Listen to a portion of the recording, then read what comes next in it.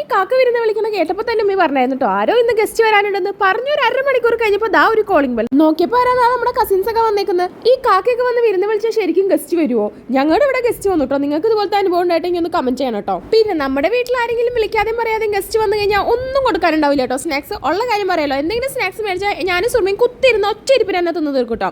പിന്നെ ഞാൻ നോക്കി കഴിയുമ്പോൾ നമ്മളിതാ ബൺ മസ്ക് ഉണ്ടാക്കാൻ വേണ്ടി മേടിച്ച് വെച്ച ബണ്ണും ബട്ടറും മിൽക്ക് മേഡൊക്കെ ഉണ്ടായിരുന്നു. അപ്പോൾ ഞാൻ അവിടെ തന്നാൽ പിന്നെ അവർക്ക് ഇപ്പോൾ ട്രെൻഡിങ് ആയിട്ടുള്ള ബൺ മസ്ക് ഉണ്ടാക്കി കൊടുക്കാമെന്ന് അവർ പറഞ്ഞു. എന്നാൽ പിന്നെ ബൺ മസ്ക് ഉണ്ടാക്കുക. അവരാണെങ്കിൽ അത് ട്രൈ ചെയ്തിട്ടില്ല. ഞാനിങ്ങനെ പണി ചെയ്യുമ്പോൾ ഗസ്റ്റ് അവിടെ ഒരു പണി ചെയ്ത് കുത്തിരിക്കുന്നത് കണ്ടപ്പോൾ ഞാൻ ബണ്ണ് ടോസ്റ്റ് ചെയ്യാൻ ഒരു പണി കൊടുത്തു കേട്ടോ. പിന്നെ നമ്മളിതാ ബട്ടറും മിൽക്ക് മേഡും വാനില എസൻസും കൂടി നല്ലപോലെ ബീറ്റ് ചെയ്ത് നല്ലൊരു ക്രീം കൺസിസ്റ്റൻസി ആക്കിയിട്ട് ഈ ബണ്ണിൻ്റെ സൈഡിലും ഉള്ളിലും ഒക്കെ തേച്ച് കൊടുത്ത് ഇങ്ങനെ ഫില്ലാക്കി വെച്ചിട്ടുണ്ട്.